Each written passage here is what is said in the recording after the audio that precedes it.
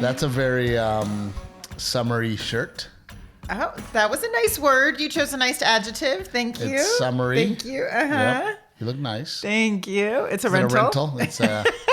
It's always a rental. That tank top is really nice, Steve. Thank I like you. your It's tank not a top rental. a lot. It's not a rental. It's the one I wore on the last podcast and probably 2 before that. But the hat is clean.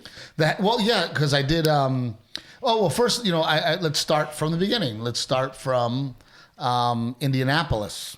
Okay, I hadn't done Indianapolis in forever. Yeah. And to be honest with you, why had you not done Indianapolis in forever? Well, COVID and here's what's crazy. So road manager Timmy, I met him in Indianapolis. That's where he's from. Yes, that's where I met him almost 20 years ago. I was an opening act comedian and he was a bartender there.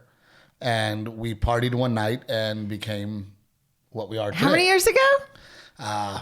Almost 20, probably 18 years for sure. No way. 18, probably 18. Yeah. Probably 18 years that I've known Timmy. Yeah. He was a bartender at a comedy club and I was really hurt. And I'm not going to say any names, but I was hurt because Timmy was friends with the owner of the comedy club that I was working in Indianapolis. 18 years ago. Or Even this, now. This visit. No.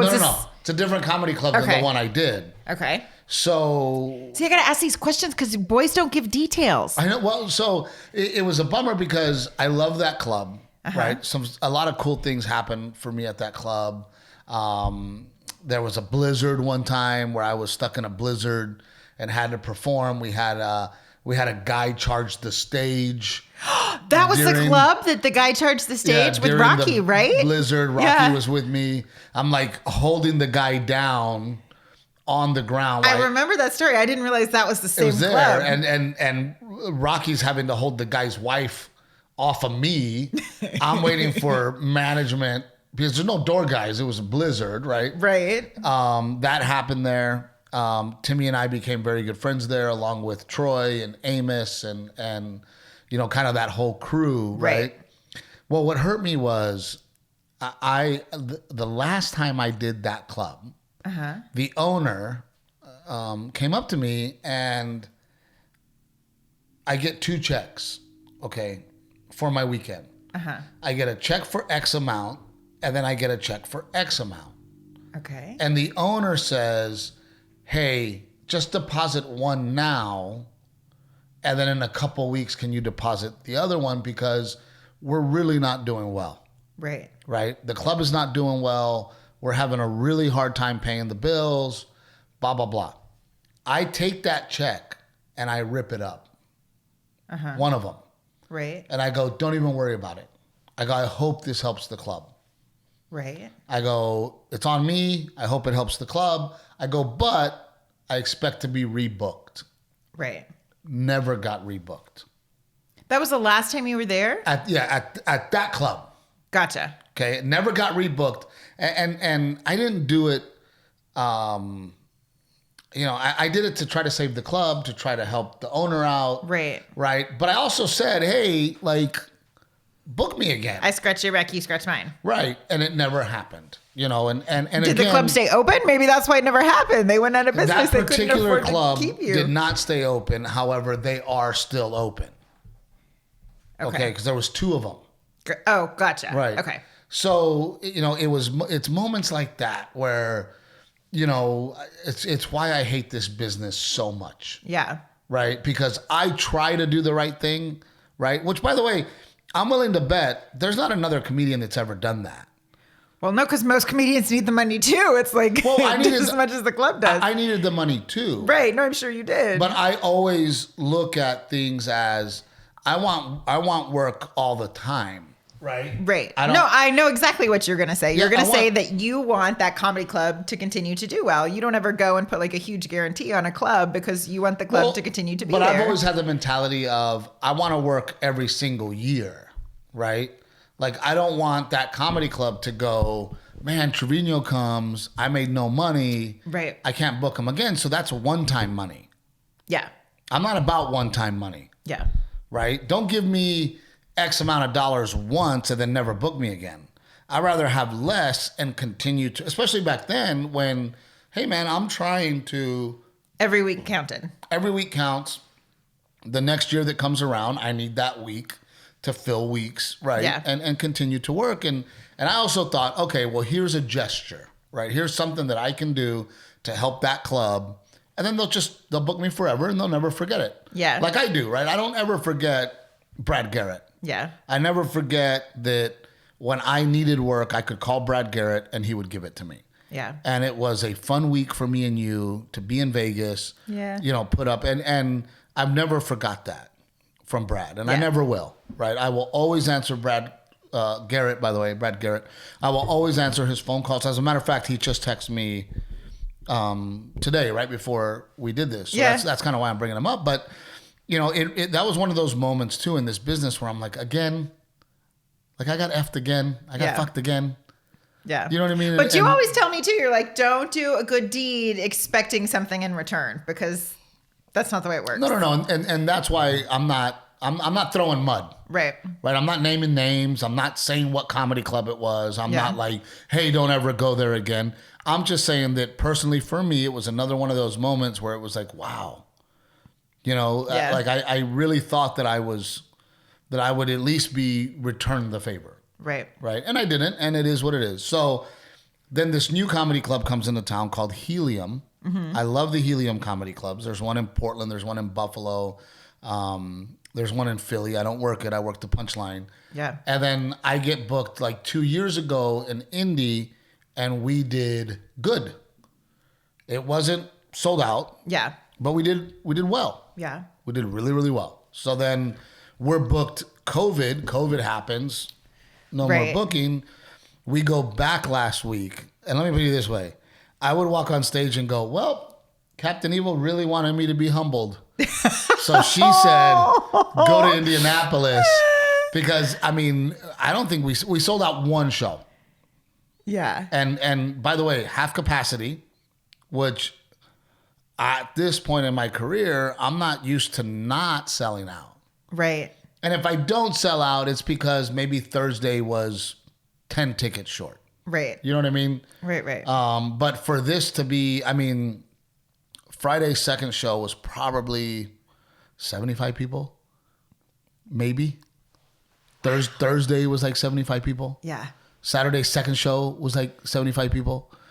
And then, of course, it's half capacity. I just keep looking. Yeah, so I know. I keep looking at the room and how uncomfortable that must be for you. It wasn't uncomfortable. I walk on stage and I joke, okay, Captain Evil wanted me to be humbled, right? And I go... Did people even know who Captain Evil was? Of course. Oh, okay. No, they were fans, family, right? Yeah. And I also let them know, like, please understand I'm joking. Right. Because I will perform in front of 2 people or 2,000. I'm super happy to be here. And to be honest with you, they were really fun shows. Yeah? Fun shows. It was somewhat relaxing. I think we talked about this before where this might have happened several months ago where, I end up with this small crowd that I'm not used to. And it really turns out to be almost an exercise for me. Like a freeing experience because you can just kind of chat. It's more intimate. Is that what it is? A freeing experience. We had several family that came out and one of them was like, hey, here's a picture of us 2 years ago. My wife was pregnant. We now have a 2-year-old. Wow. Right? Like, yeah. That's crazy. There was an older couple there with another couple their age. Yeah. And oh my gosh, they were the best. And they were sitting to my right and he was wearing a camo jacket. So I gave him a camo tank top. And afterwards she comes up to me and she says, oh my gosh. She's like, oh, then I'm like, any questions, cause it was a small crowd and she knew everything. How's Delilah? How's Renee? We love the podcast, Aww. And she goes, I'm your biggest fan. And, her husband was like, oh, she's your biggest fan. So I just want to give her a big shout out and tell her thank you. Yeah. But it was definitely a humbling experience, and it leads to my neurosis. About what? Which one? I'm kidding. Well, I figured, okay, here's a place for Renee to jump in. What? I don't know what neurosis you're talking about. Well, my anxiety about like, oh crap, they forgot about me. Oh. Right? Yeah. And then I go nuts. I go crazy. Yeah. And then you drive me nuts, and then I drive everyone else nuts. It's like a trickle down effect. Yes. And then I feel like, I'm like, oh my God, how did I not sell out? What happened? Then you panic and you're like, then this is like the future for the rest of my life, you know? Well, yeah, yes. And then, but it's also scary because that weekend, last weekend in particular, I actually had it off. Yes, you were supposed to be off. Kim and Tito and their kids were coming. Yeah. So I was like, oh, sweet, I'll have off. I'm off. It is what it is, right? Yeah. Then the agent and the manager call and they go, hey, we got this Indianapolis offer. It's not great money, but we really think you should go. If you sell out, you'll do okay. And I'm like, well, I really don't want to go. Yeah. I got this week off. The deal's bad, So then I go and it's like, oh, crap. Yeah. Then it cost me money to be there. Right. Literally cost me money to be there. And then now not only am I neurotic about, oh crap, people forgot about me. Right. You're also like, oh crap, is this my career like 5 years ago? And Yes. do I have to do this or all 7 over years again? ago, whenever it was. But also the feeling of, I already hate being away from my family. Yeah. But I don't mind it when I come home paying the bills. Right. Right? Right. I already don't get to hang out with, Kimberly's one of my favorite cousins. We grew up best friends. Yeah. I hadn't seen her in a year because they shut it down for coronavirus. Yeah. So now I already don't get to see my family. Now I'm working on a week that I didn't want to work. Then the crowds are small.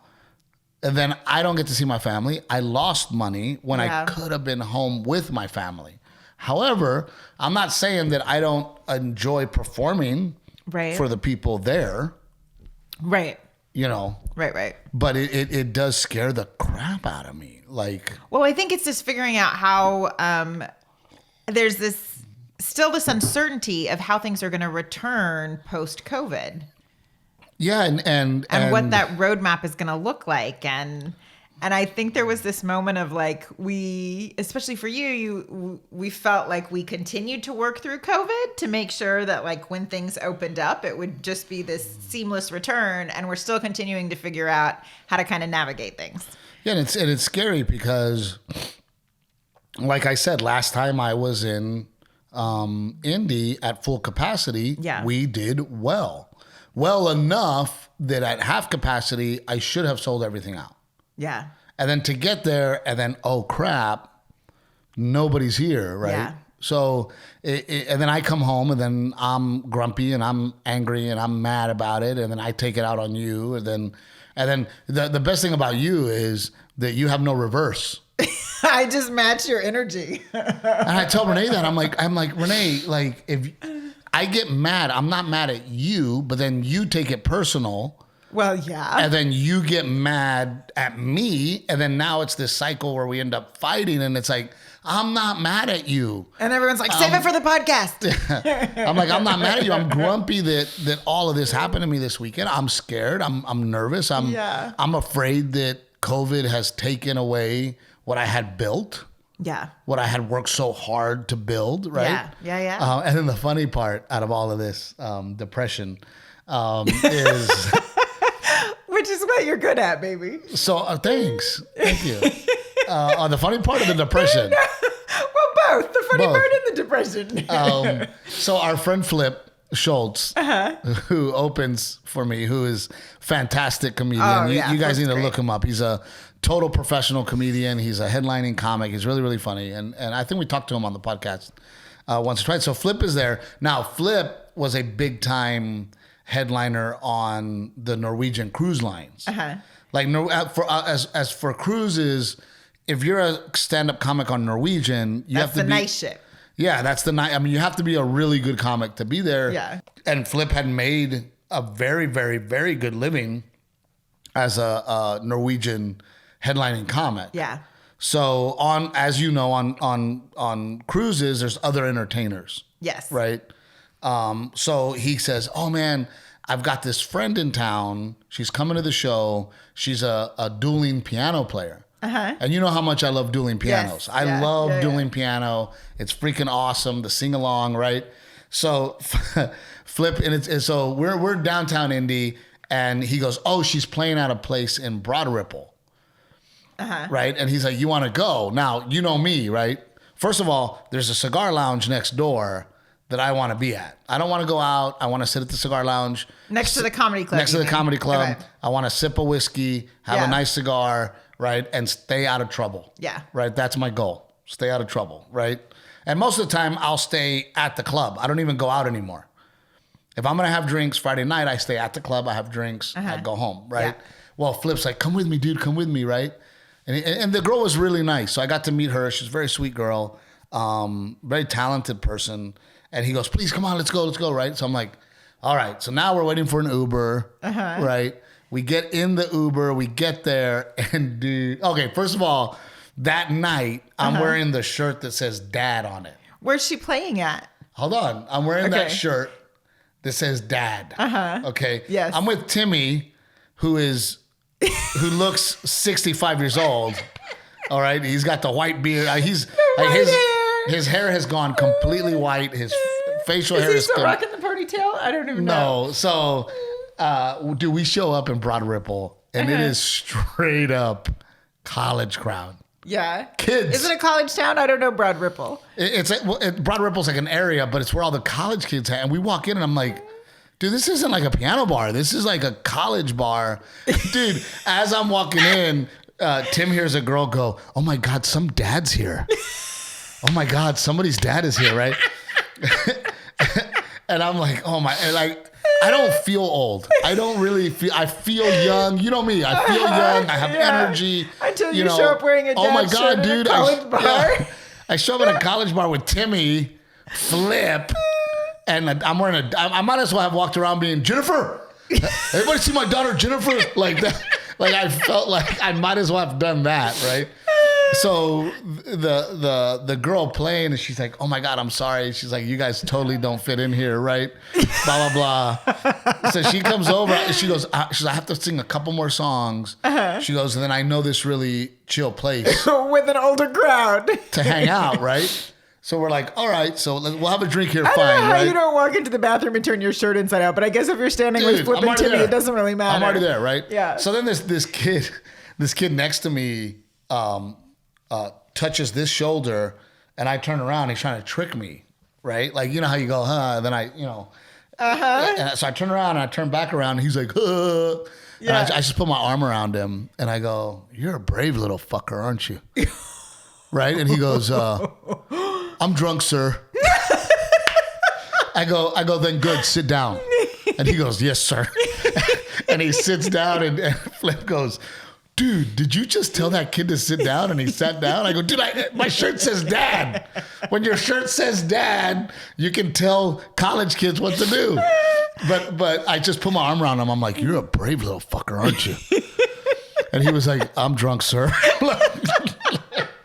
It was the funniest shit. So, okay. Did any girls come up to you guys? No. No. Well, Timmy loved it because all these college girls kept rubbing his face.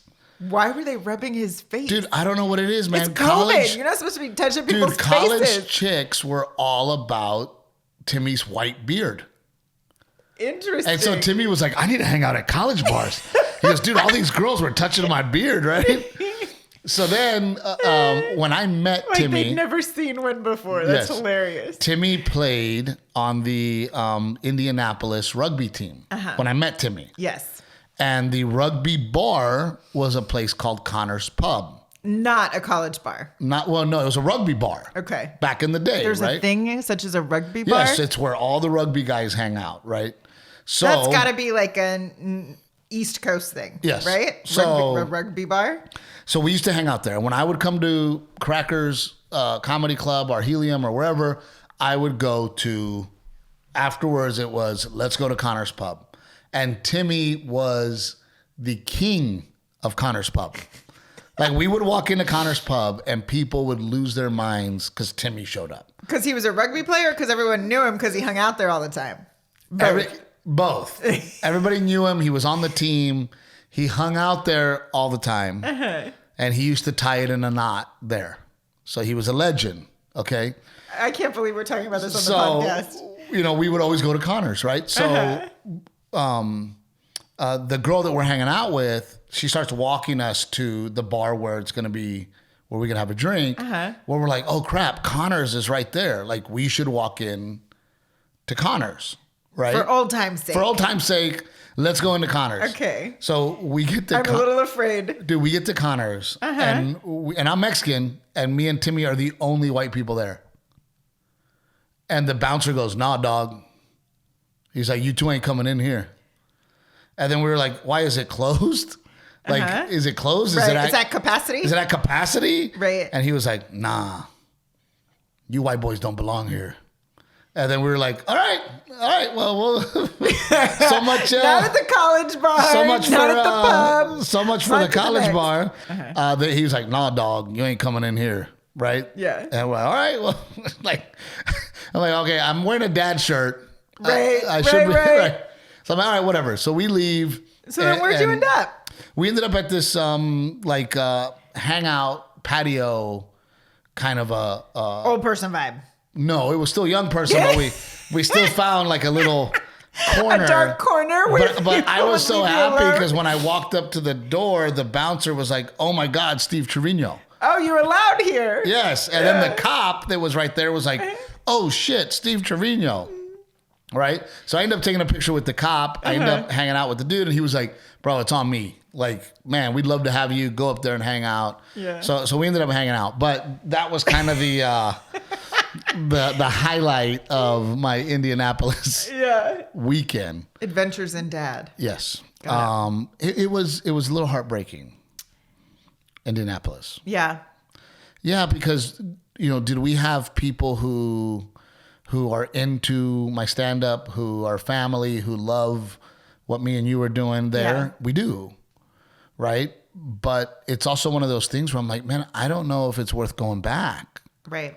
Because I can't afford to lose money to go to a market to perform. So it's one of those things where it's like, man, and then I'm doing, like, for example, I'm doing San Angelo Saturday. Right.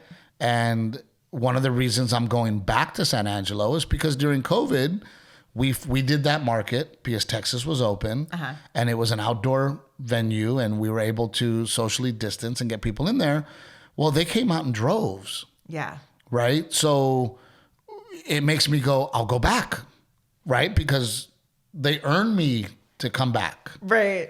Right? It's like, it made sense. Right. They really want me here. And again, growing up in Gregory, Portland, next to Corpus Christi, I always laugh because Corpus always had that attitude. Nobody comes here. Nobody ever comes to our town. Right. But they're historic for being a last minute market. For not buying tickets. Yeah. They wait till the last minute to buy the tickets. So then it's not that they wouldn't come out. They just, for whatever reason, that market, they wait till the last minute. So then big acts cancel. Get scared that, They cancel. They don't want to be there. They don't want to take on that risk. So, to all of you who live in that secondary market, and having that attitude of nobody ever comes here. Well, when somebody does come, buy the ticket. Yeah. Buy the ticket as soon as you hear that they're coming. And by the way, it might be a big act that you're not into. Buy the ticket because then that leads to possibly the act that you really want to see. Yeah. And San Angelo is one of those places for me where I'm like, hey man, I'm going to add this to my tour. Right. You guys loved me. I made money. Right. It was a great show. I mean, I know, I feel like you were taking it very personally. And I think there's still this element of people are comfortable with different things at this point, depending where you are in the country. Some people still don't want to be inside. They want to be outdoors. Well, that's what makes me think, okay, let's give it another shot. Yeah. Right. Let's see when things get settled down. Do we go back next year? Do we really try and give it another go? Yeah. Bryan College Station is one of those places that I found, and I'm like, okay, I got to do that again. Yeah. Right? Because, man, we sold out shows, and we had a great time, and there's a want for me there, you know. So we're actually working on a Bryan College Station. Going back again? Going back again, a date. So Indy was great. I came home Sunday. I got to see Kim and Tito They stuck around for a few minutes. Yeah, they took a nap waiting for you to get here before they hit the road. But that was a decent weekend for you, right? Yeah, we had a good time. Garrett loves having his cousins around. He loved it. He loves having people in the house. He's like you. He's a lot like you that way. He likes a full house, and he was so excited for them to get here. They were running late on Friday. When are my cousins going to be here? When are my cousins going to be here? I just wanted to put the damn kid to sleep.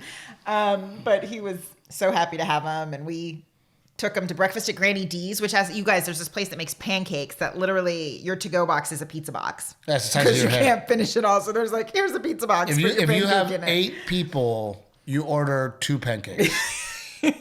I'm not exaggerating. No, I don't know why they sell a double stack. Who can eat 2 pancakes the size of a pizza? It's insane. It's crazy. They're literally 12 inches around.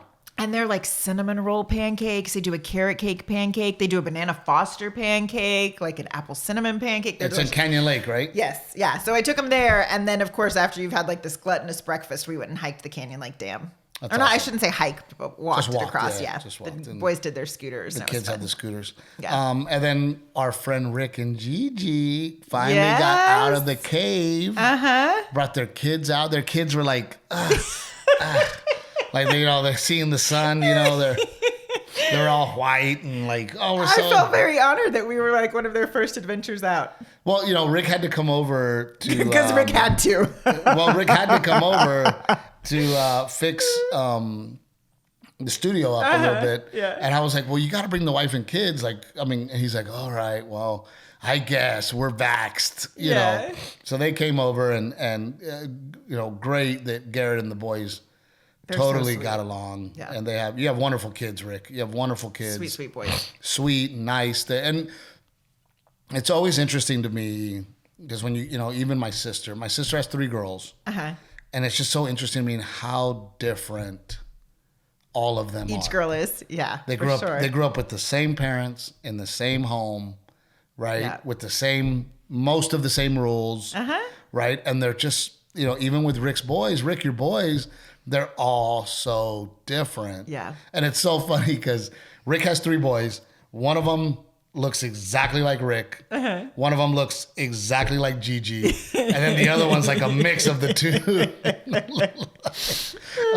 But Rick, do you think that early on you could tell the difference with the boys? So the interesting thing is my middle one, who I'm thinking you think looks like me, my middle one looks like me now. My oldest one looks like me when I was a kid. I was probably like him. But so the middle one just looks like me now, like a butterball. So. Oh no, that's not why we think he looks like you. That's exactly why I think he looks like you. No, his facial face, features, yeah, definitely, and even his little personality is you. But that's what I'm saying. So personality wise, was it always like, oh, you know, they're so different? Well, I'm a middle too, so my middle one is like me. Oh, likes to that's sneak interesting. Food and likes to lie and cheat and steal. And then the older one is the well put together, smart, wants to talk to the adults. Yeah. Right? And then the little one's like, I do whatever I want. I was gonna say, but I feel like that's a lot of families, right? Like the first one is the really sweet one, and then the youngest is the little wild child. But not for you. Huh? Not for you. No? No, your brother's the rebel, your brother's the partier, your brother's the rule breaker. Yeah. Right? And then you are Mrs. Perfect. Right, I'll go to the garage. I'll go get all your awards right now, dude. Rick, after we did the podcast episode where Steve was talking about my awards, my mom sent Miss Dora with boxes and boxes of stuff from her house. And she's like, I got to get this out of here. Dude, crowns. And I go, no. And then Renee says she doesn't care. And I go, dude, look at your homecoming crown. She's like, that was my prom crown. That wasn't homecoming. That was prom. No. Bro, she literally wore crowns. Literally wore most girls are like, I wish I was a princess and I could wear a crown. Renee wore crowns. There was 3 crowns. There was three crowns in that deal. I'm gonna go put one on. I'll go get one, dude. We'll post a picture of Steve in a crown. No, let me just go get it. You talk. No, don't go do that. Baby, it's missing like blings. It doesn't look good. It's missing stones. Let's not do this. Oh my goodness. How does the conversation always go back to me? I love how we were talking about your children and now it's always back to me. I don't do that, Rick. That's him. Oh, I know. Okay, intro me. Intro you. Intro me. Steve Trevino. You're ridiculous. And I don't even know what medal I grabbed. But there's a medal That here. word is salutatorian, baby. Oh, yeah, salutatorian. So, Rick, this is one crown, okay? Look, here's another one. Bro. Well, that's because I did a couple of beauty pageants as a girl, and I guess Mom saved some No, of them. you said one was homecoming, one was prom. Well, yes, one was homecoming. And then, one by was the way, prom, Rick, so that the audience understands, Renee would have been valedictorian. You've already told this story.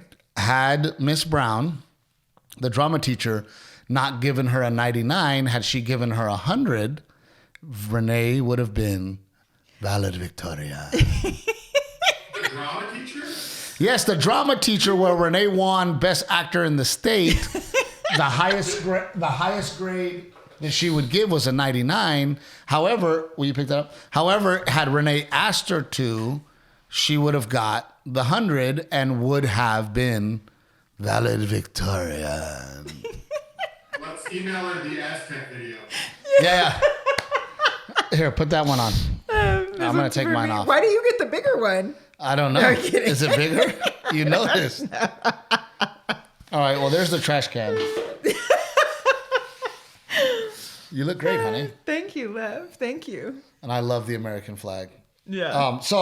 Are Are you really putting? He just put the medal in the trash. I mean, not forever, just for now. So then I was so proud that we did our Helicopters for Heroes golf tournament on Monday. Total rain out, and nobody asked for their money back. Yo, it was like crazy lightning. Like the fact that people even still showed up at the course to just support, to me, is amazing because there was some intense storms. It was awesome. And, I got to throw a big shout out to El Chingon, Mexican restaurant in Fort Worth. So they ended up being a huge sponsor that day. So if you are in the Dallas-Fort Worth area, please go and have lunch there, have dinner there, have a drink there, because they were huge supporters. It's a cool spot. And then, I hit up Tom Castillo, who owns the Improv Comedy Club in Addison and Arlington, and he was a huge sponsor. Yeah. So please, guys, support these people who, and one of the coolest things was, Jose Trevino from the Texas Rangers showed up. Corey Proctor, our friend, ex-Dallas Cowboy, he showed up. Yeah. Right. We gave away one of those tractor chairs. The wheelchair with the crazy tires. Yes. Yeah. Off-road. Yeah. And we had a 25-year combat vet there who had no idea that we were going to give him this chair. And I introduced Jose Trevino. Jose comes out. By the way, Jose Trevino right now is trying to get into the All-Star game for the Texas Rangers. He could use some votes. So vote for Jose. He's right there. Is that how it works? People just vote? Votes and stats, right? But please vote for Jose. But Jose, so I go, Jose Trevino of the Texas Rangers, he rolls in on the track chair, right? And then we asked the guy, hey man, do you mind driving this around? See if you like it. So he's driving it around, and then all of a sudden Philip, who started Helicopters for Heroes, he goes, hey, congratulations, it's yours, keep it. Right? And then of course, it's such an emotional deal. And then for me, and I hope I don't get choked up here, but we had a 96-year-old World War II veteran, 96 years old, Don Graves. He actually saw the flag go up on the beach in Normandy. Wow. He saw with his own eyes the flag go up. I just got chills up and down my legs. Well, not only that, like he got on stage. What did he say? And he sang the national anthem. Yeah. And there is a picture of me. I'm choking back. I'm trying not. I was so emotional. Yeah. And it was one of those things where I go to myself, I'll never have this experience again. I will be able to tell my kids, my son, Delilah, that I met somebody and heard him sing the national anthem that kept our country free. Yeah. Truly free. And it was just such an honor. He's how old again? 96. So he must have been so young. Oh my gosh. And he was so strong. And, you know, at one point I felt like an asshole because he was walking up and he has a cane. Yeah. And I go, you don't have to walk on stage. You can just do it from right there. And he throws the cane and then walks up the stairs. And I was like, man, I'm sorry. Like, you know, strong, you know, and then he sang God Bless America. And it was just a really beautiful moment. And we were able to raise, and I don't want to lie about the number, but almost $30,000 on a Monday in Dallas, Texas. Our farmer's branch in a pouring thunderstorm. On a soggy, on a wet Monday, golf course. On a Monday. Yeah. You know, and as you know, Helicopters for Heroes is such an expensive event for us to pull off. So when we pull it off, after we pay to pull it off, then we take the money that's left over and we give it back. So, you know, we have really changed gears over there at Helicopters for Heroes with me and with Jake and Samantha and the whole Jim, the whole team.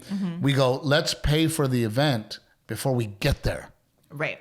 That way, every single dollar that we make, those silent auction items, everything goes to the veterans.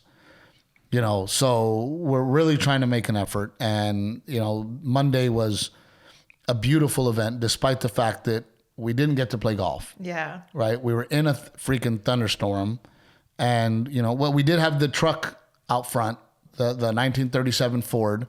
Oh, the one that was raffled. We haven't raffled it yet. It hasn't been raffled yet. We haven't raffled it yet.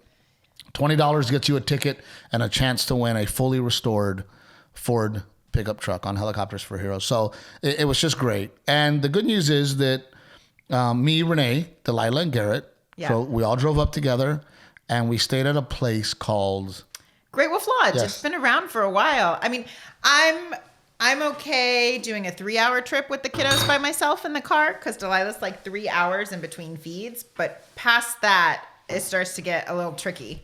Since we were able to make this trip together, I was like, yeah, let's do it. She did great. She did great. And Great Wolf Lodge, it's, man, you start to realize like it's training ground for Vegas. Oh, you and your son have so much in common. You love a good casino. Like, that kid is jonesing for an arcade. It's like kid casino. Tickets, Dad. I need tickets, right? And then like he hits jackpots and he's like, yes. 200 tickets. Yes. Right. Dude, and then at night, so we eat dinner. And then at night, they're having a kid dance party. Oh, I missed it because I was in the room with Delilah. You didn't tell me about the kid Garrett's out there, right, with Jake's girls, and he's dancing it up. And I'm like, this is Kid Vegas. Like, literally. It's Hakkasan. It's like freaking nightclub, bottle service, right? They got their little lemonades. They're like, you know, they're partying it up. But it's so Kid Vegas. And then, of course, during the day, you hang out by the pool. The indoor water park. Until it's time to hit the casino. It's just like sensory overload. Delilah did really well considering like all of the I was just waiting for Garrett to go, man, I bet those machines are loose right now. Like, I bet we can hit them late. Let's hit them late. They leave them on all night because I was up at 6 a.m. wandering the halls with Delilah and the machines are still going. You know how much I love craps? They have a huge dice. Remember the Monopoly one? And you spin the dice. Oh, And Garrett's like, Dad, we got to play dice. And I'm like, yeah. He hears you talking about dice. I'm like, yes, we do, son. And he's over there freaking killing it. But all in all, it was a great week. We got back this morning. We went to go see Jose play against the Giants. And unfortunately, I'm pretty sure they lost. Oh. As we were walking out, the Giants hit a grand slammer to take the lead. So it was kind of a bummer. But we just got here today, and we're very excited because this evening we're gonna do the. Hold on, let me get you on Instagram. Okay. Wish us luck. Hopefully we don't have any technical difficulties. Like we've become really good. What are we doing this evening? Tonight we are doing comedy and bingo for LLS to raise money. It's our last big fundraiser to raise money for the Leukemia and Lymphoma Society. Well, don't expect too much comedy, but for sure bingo. For sure bingo and prizes. And are we going to tape it? I think we might try and tape a little bit of it for you guys if it's not a complete shit show, but it should be fun. Are you posting it now? I already posted. I'm not like you, dude. I'm not all about the hashtags and all the crazy stuff. But I did have a message that I want to look for. So if you could talk quickly. Talk more about me and my crowns. No, I can't believe you brought these out. And then you fished it out of the trash can. Okay, anyway. Are you really not going to talk? Yeah. I mean, what are we going to talk about? Maybe Aztec Chevrolet? Yes. Maybe we give a big shout out? You know what? Some people were saying, I don't know how we didn't think about this. How do we not think to say sí or no in the commercial? That's on you, dude. I'm just in telling. The outtakes, I was like, I don't know why we didn't think of that. We should have said it, yes. Yeah. But Aztec Chevrolet, as always, thank you so much for the love, the support that you have given us. We've had so much fun being partners with you guys and our friends at oldsaltcoffee.com. Trevino 10 is the discount code. Yes. There's a bag in there. I don't want to open that. I don't know what's in there. Pull it out to show them the cool bag. I don't want to get up. I hope you fall. I'm not showing my big old booty on the camera anymore. So this is one of our bags. Old Salt Coffee, guys. Hit them up. This is a Navy company, veterans. If you're going to get coffee anyway, you might as well get it from our friends at Old Salt Coffee. So hit those guys up. We are happy to be here. Thank you so much for always joining our conversation and making the comments and reaching out. And somebody let us know that they were looking back and it is our 1 year anniversary. Oh, they said, it's been a year that we've been doing the podcast. I didn't even realize that. It's unbelievable that it's gone this far. I almost want to go back and look at episodes and be like, what was wrong with us? What were we going through at that time? You were pregnant. Yeah. You were all fat. When we started, I was pregnant. We started and I was pregnant, right? I think you might have just been knocked up. Yeah. And we might not have even known it. Yeah. So a lot has happened in a year and you guys have been along for the ride. And again, thank you guys. Because Renee and I, we have our ups and downs. More downs lately than ups. We're being honest. But we love hanging out with you guys for this hour. So thank you. Thank you. Like, share, tell your friends, and hopefully we can cause some divorces. Have faith.